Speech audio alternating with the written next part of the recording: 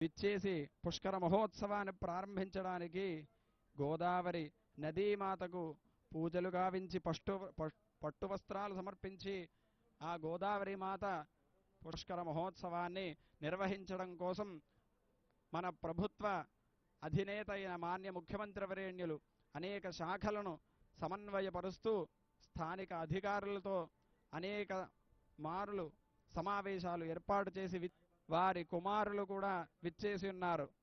సతీ సమేతంగా ఆయన నదీమ తల్లికి పూజలు నర్చి మహాసంకల్పాన్ని చేస్తూ ఉన్నారు. ఆ మహాసంకల్ప ప్రజలందరూ కూడా ఆయన అనుసరిస్తారు అనే సూక్తిని అనుసరించి ప్రజలందరికీ సుఖ సంతోషాలు కలగాలి, ఆ గోదావరి మాత అనుగ్రహం ప్రజలందరికీ కూడా కలిగి సస్యశ్యామలం చేయాలి మన ప్రాంతాన్ని అని కార్మిక సంస్థలు, ప్రసార మాధ్యమాలు వీరందరూ కూడా అనేక శాఖలు సమన్వయంగా వీరందరి కూడా లక్ష్యం ఒక్కటే, పుష్కర స్నానాలకి విచ్చేసేటటువంటి భక్తులు ఆనంద సందోహాల మధ్య పుష్కర పుణ్య స్నానాలను ఆచరించి ఆ గోదావరి మాత, అదుగో చూడండి మాన్య ముఖ్యమంత్రి వర్యులు పట్టు వస్త్రాలను ఆ గోదావరి మాతకు సమర్పిస్తూ ఉన్నారు. తెలుగు ఆ శుభగడియ రాబోతోంది.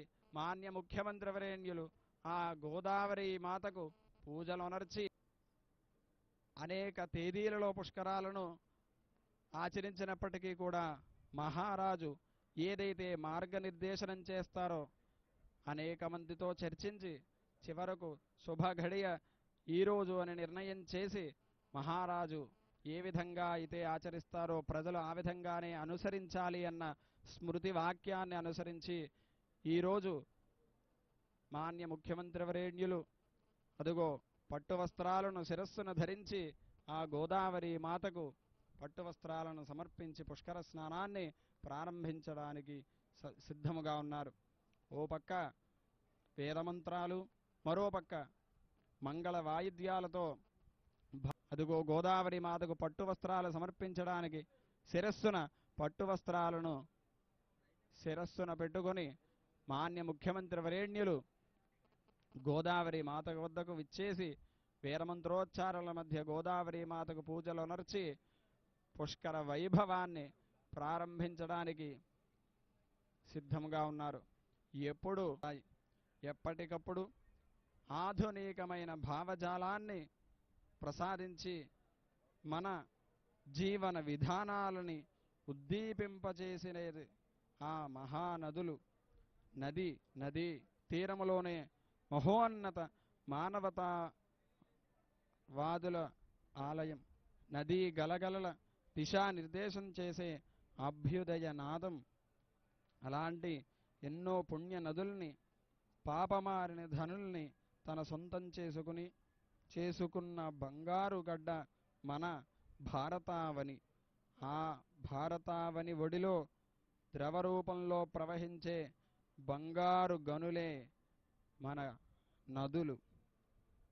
అటువంటి సనాతన ధర్మం భారతీయ సంస్కృతి ఋషులను, పితృదేవతలను తృప్తిపరుస్తారు.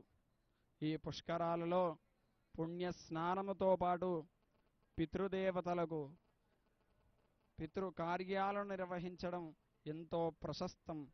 ఎందుకు అంటే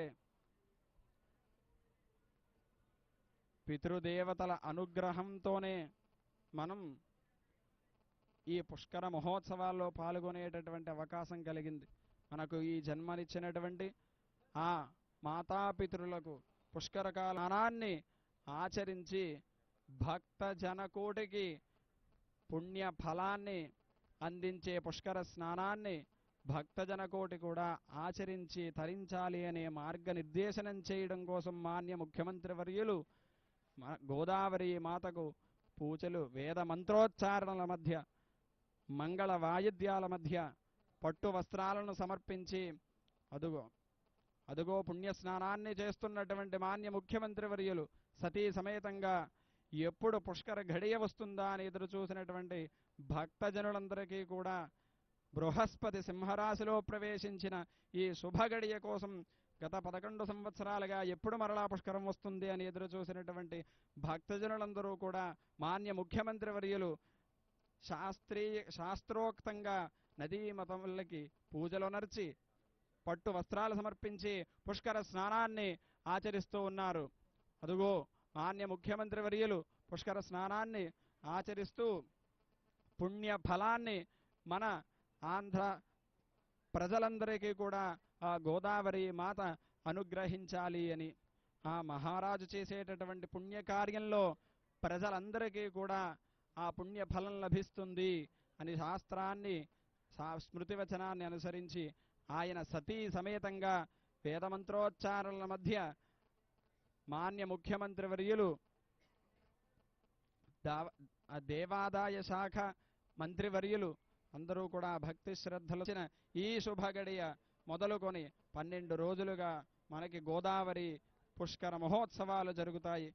భక్తజనులు భక్తకోటి పుణ్య స్నానాలు ఆచరించి పుణ్య ఫలాన్ని పొందాలి అని ఆశీస్సులతో వారిని గౌరవించి తర్వాత కార్యక్రమానికి మనం ముందుకు వెళదాం.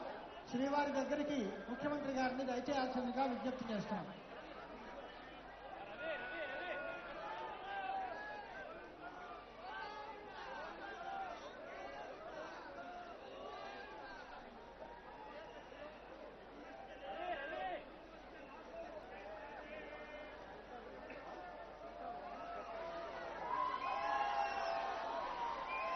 ముఖ్యమంత్రి గారు దయచేసి స్వాముల వారి దగ్గరకు వచ్చి వారి ఆశీస్సులు తీసుకోవాల్సిందిగా విజ్ఞప్తి చేస్తున్నాం.